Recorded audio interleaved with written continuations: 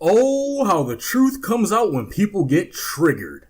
That's exactly what's happened as we've watched the fallout from this past Sunday's kneeling and locking arms during the national anthem that took place.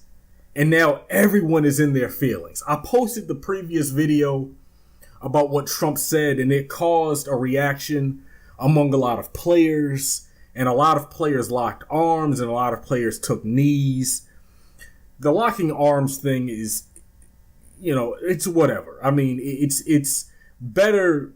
It's better than doing nothing, but it's really taking a knee was already kind of a non-controversial way of protesting, but people turned it into a controversy when it really shouldn't have been.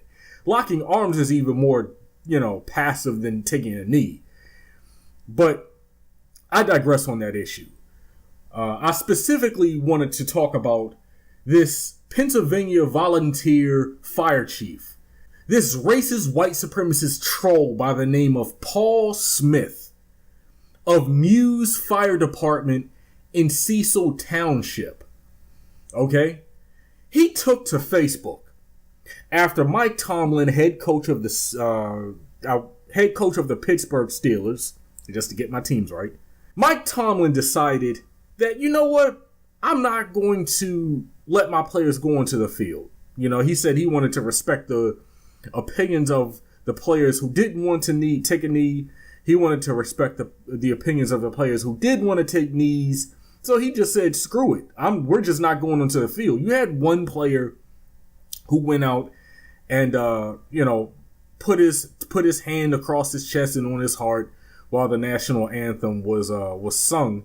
And his jersey is selling like hotcakes. Like all of the triggered jingoists of America are now buying this guy's jersey because he stood up for the flag. He was a patriot. Yada, yada, yada.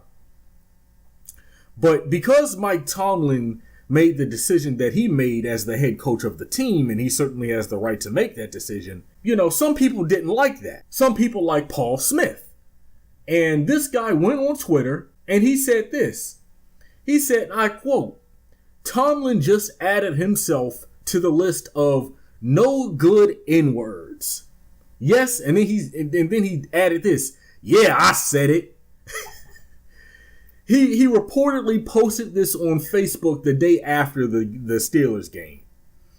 Okay, so because Mike Tomlin actually was doing what I believe to be the more PC solution to that issue by not having his players go on the field, period, he's a no good N-word? Really, what?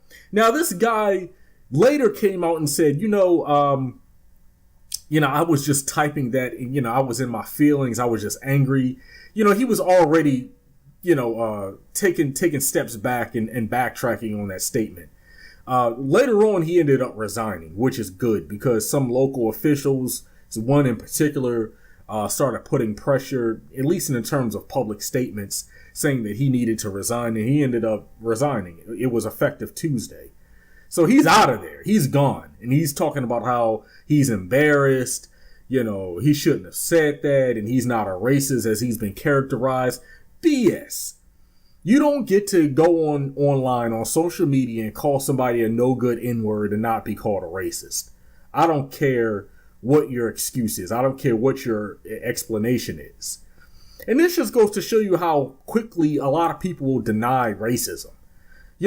We've gotten to the point where even using the N-word, even after people use the N-word, they come out and say, I'm not a racist, though. Really? No, it doesn't work like that. It doesn't work like that at all. Now, in terms of what Mike Tomlin did, I didn't speak on this yet, and I haven't spoken on this on social media either, on Twitter. The decision to not go onto the field, and I'm also talking about the decision that the Dallas Cowboys made in another game, a separate game, of taking a knee. Now, they did take a knee, so that's good at least. But they had this whole strategy where they took a knee before the anthem was played. And when the anthem was sung, they actually stood for the anthem and did the whole usual paid patriotism song and dance. Now, specifically about the Steelers, before I get to the Cowboys, I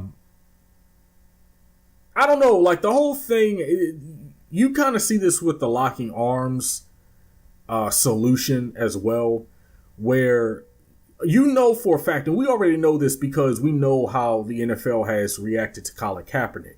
They do not want players taking knees during the national anthem. Okay, that is pissing everybody off. Not just Trump, but a lot of his supporters, a lot of the jingoist, Kool-Aid drinking flag wavers of America. They refuse to look at the reason why people took the knee, or specifically Colin Kaepernick and Michael Bennett and a couple other players. They're refusing to acknowledge the underlying reason for why that happened in the first place, which is state violence. Okay, and they're trying to change the debate and reframe the narrative to be about something else, to be about disrespecting the flag, which really has nothing to do with anything that's going on right now. But the owners, they do not want that. They do not want all. Imagine how even more radical it would have been. And radical might not even be the right word to use. But imagine how much of a statement, how much more of a powerful statement it would have been if instead of locking arms, all of these players took knees. Sideline to sideline, everybody was on their knee, would be on their knee. Okay, the owners wanted to make sure that did not happen. And that is clear. If there is nothing else that comes out of everything that happened Sunday, what needs to come out is that there was clearly something going on behind the scenes where the memo went out, sometime between Trump making that statement in Alabama at the rally and the games on Sunday, in the interim between those 2 points, a memo went out and said, "Hey, we need to get ahead of this before all of our players are on the field fields taking knees. We need to get ahead of this and make sure that doesn't happen. So what do we do? What do we do? Let's lock arms." That's clearly what went down. That's why it's not a coincidence that all of the teams were locking arms. That was clearly something that was coordinated from higher up.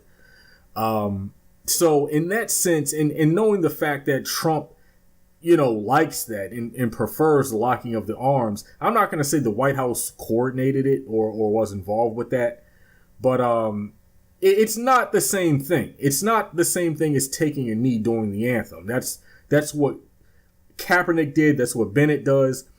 And it makes me believe that a lot of the players are really doing that because of Trump, that some of these players weren't even doing that because of necessarily what Kaepernick was standing for. So it'll be interesting to see how this plays out going forward. Was this a 1 week thing, or is this something that's going to continue for the rest of the season? I don't know. I honestly think a lot of guys are just going to do the little protest for 1 week and then go back to business as usual. That's what I think. I honestly think a lot of them just came out and did the whole locking arms because they didn't want to look like punks. Honestly, that's my personal opinion. But I think honestly, I'm of the opinion that the locking arms thing was a little milquetoast. So it was really honestly in many ways a solution, between not doing anything and taking a knee. Because ultimately, at the end of the day, that's what they don't want. As far as the Cowboys go, the Cowboys got a little slick. They said, okay, we want to go into the field. We don't want to not go into the field for the anthem. But we also, since Jerry Jones had, people were calling him out on social media, there were quotes that were attributed to him that I don't think he necessarily said. But there was clearly some level of intimidation that went on. So they came to a separate agreement, and they actually all took a knee before the anthem, and they still got booed. So that tells you what? That tells you that a lot of these pseudo-patriots who don't really understand what patriotism is, they just don't want people shedding light on the problem, the underlying problem of state violence and the devaluation of black life. That's what people really have a problem with.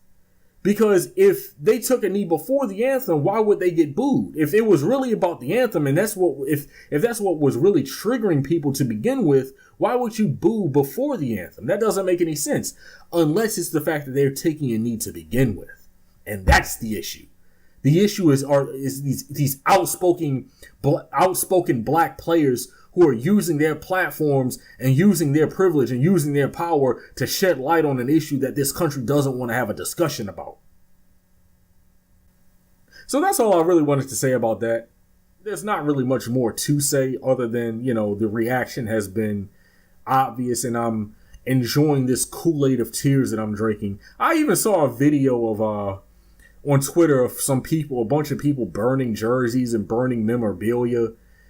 I'm like, so what? I really don't care about that. Like, if you have memorabilia, especially if it was expensive or, it has some value to it and you want to burn it, go right ahead. Who do these people think they're offending by burning their own property? Like, we don't really care about that. I find that hilarious, to be perfectly honest with you. Go ahead, burn your jerseys. You spent $200 on a jersey and you want to burn it, go right ahead. That's your business. I didn't pay for it. So keep doing that. Keep it up. But I hope, honestly, the protests continue.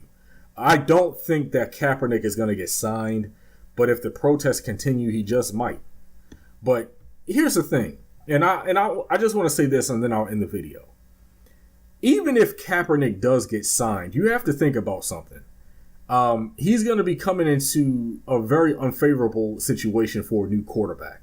Ideally, when you sign a quarterback, you want that guy to come in during the offseason as early as possible so he can learn the playbook. He can get familiar with the coaching staff and their system so he can get familiar with his teammates.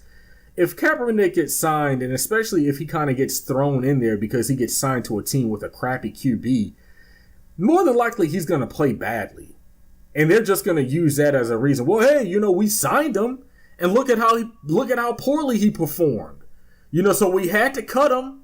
They're going to set him up for failure like that. So honestly, Kaepernick is in a catch-22 type of situation right now at this point.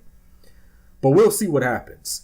If you like this video, hit the like button and definitely subscribe to my channel.